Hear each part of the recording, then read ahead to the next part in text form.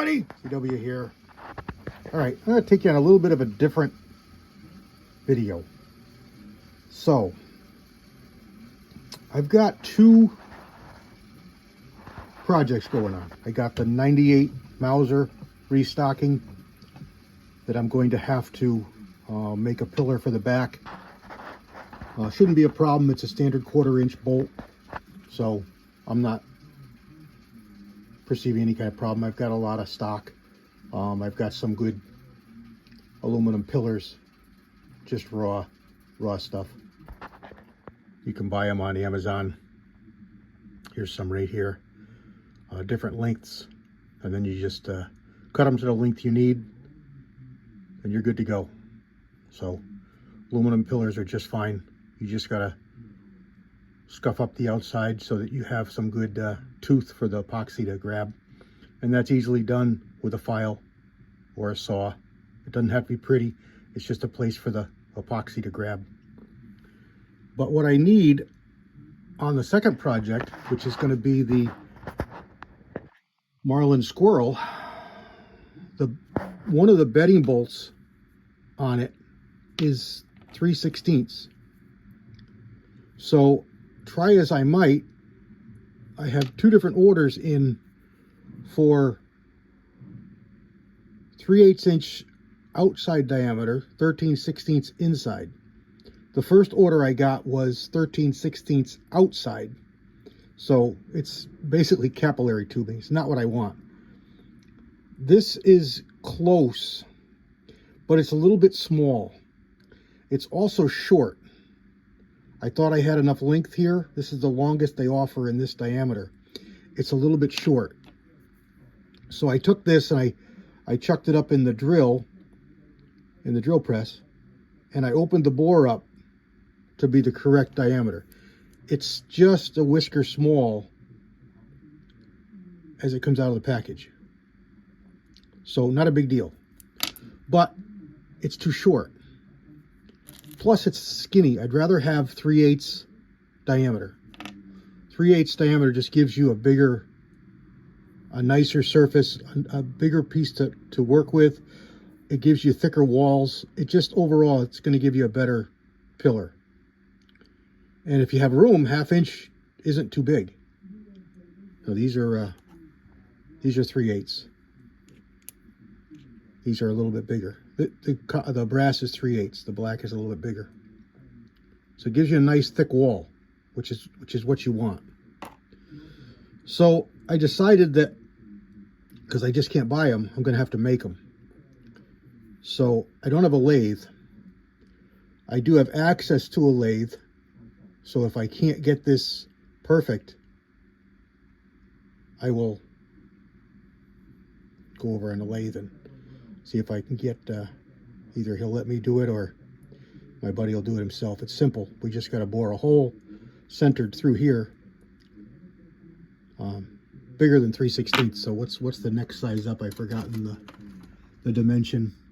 13/64. Yeah, 13/64. But first, let's try it here on my drill press. And I started doing this. I did one, and I didn't like how it came out. First one I cut was short, and then the second one is long enough, but it doesn't give me enough length to get it true and square. So I think I'm going to use a full rod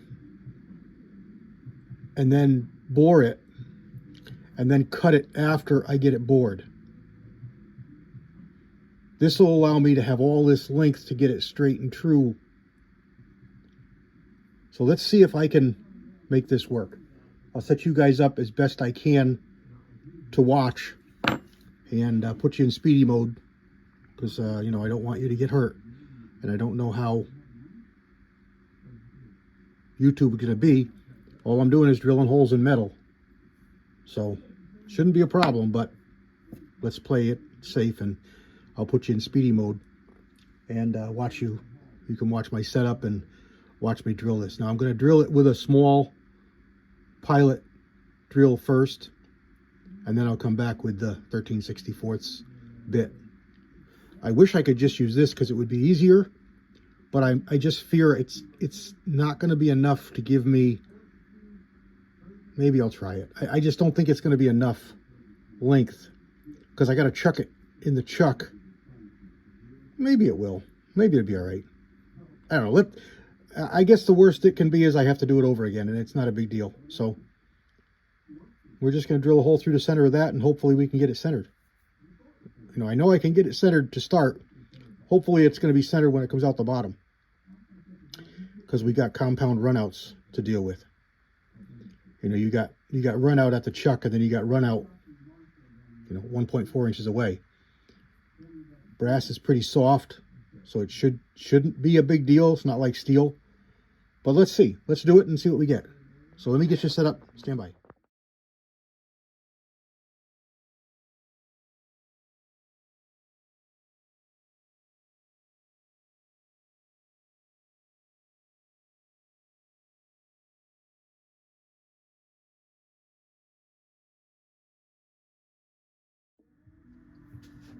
All right, we got through it.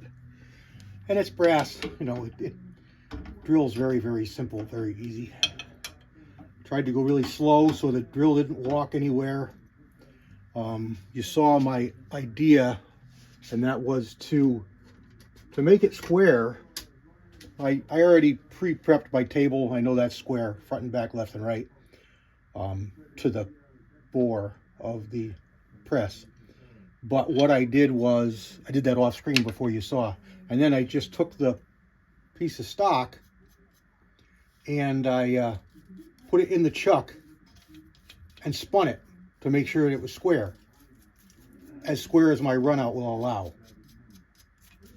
And then I put it down while it was in there, true, and then I clamped it in my vise. So now it's centered as much as my runout allows to the center bore of the quill, and then I drilled it. So let's see if we had any walking or if it's going to be acceptable. This side here is going to be good. We're going to be on, but this one here, let's see. No, see it walked. So something is out that walked too far. See, it's out of center. I don't know why my focus is not, probably because it's shiny. But you can see this one here where, we're not even perfect there. And that's odd. We should be perfect. We should be dead perfect there. So something happened. The only thing I can think of that I saw as I was clamping it down there is I may have to extend things a little more, because I may have had my jaws on the flutes, and that'll throw it off a few thousandths, and that's all it takes. So let's try this again. Again, that was the short piece. That was the little short piece that was cut off. Let's try the same thing again, but let's use the full length rod. I know this will allow me to set up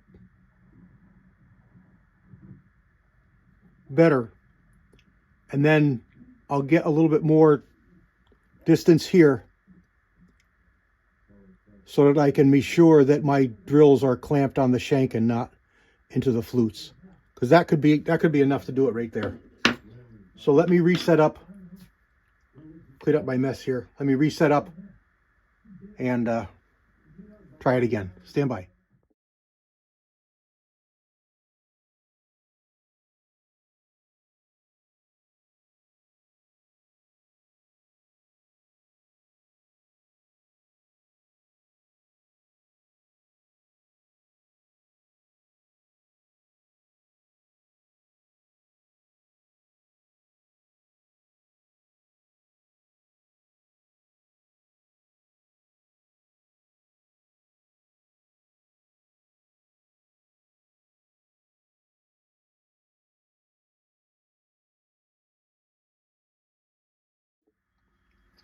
Okay, we got it again. I changed drills, the actual bit, I didn't like that other bit. It's the one we used last time. It had taller flutes, so this one had shorter flutes, and it seemed a little better. But right off the bat, it's not perfectly centered, and I don't know why. Right off the bat, something in my calculations is awry. And I didn't have my bucket under here as I made my mess.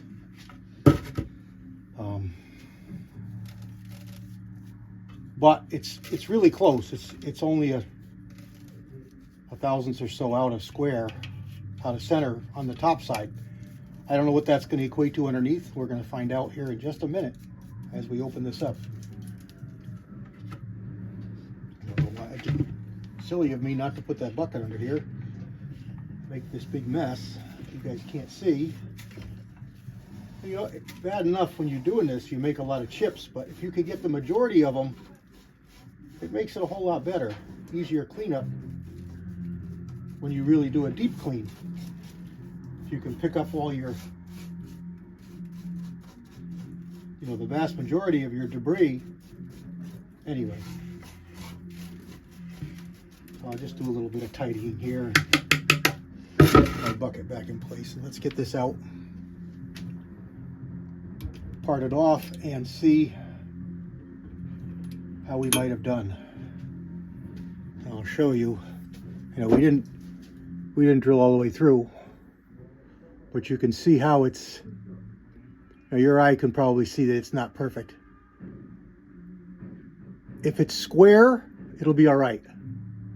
That little bit of imperfection won't matter as long as it runs true.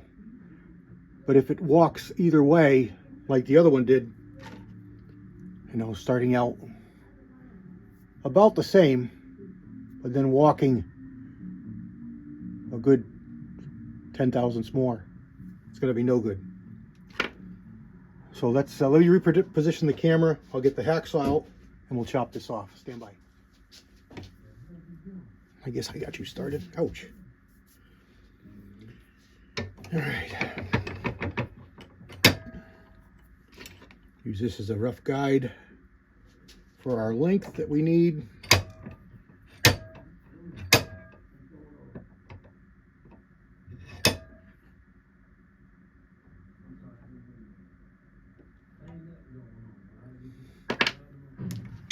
Our hacksaw. And let's say a little prayer and hope that we get this.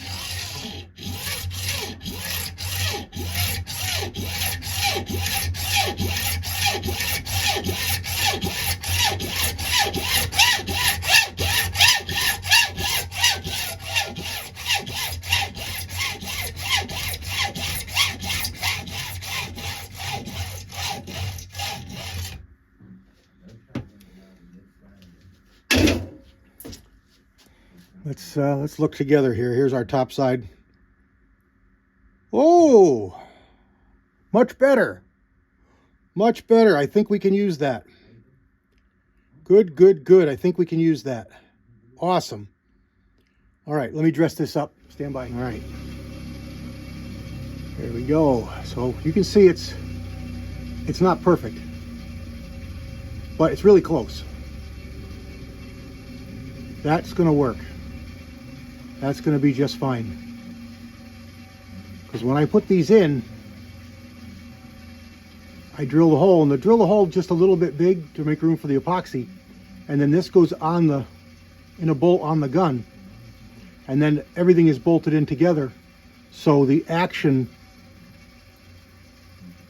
the bolt is through the middle, the action's holding this in place while it gets glued into the stock.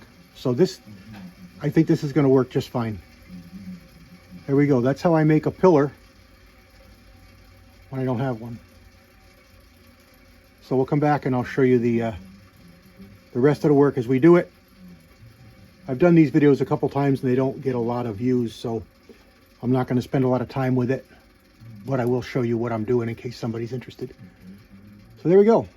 Just a quick video of making the rear pillar for the Marlin 880 Squirrel. Thanks for watching. TW out.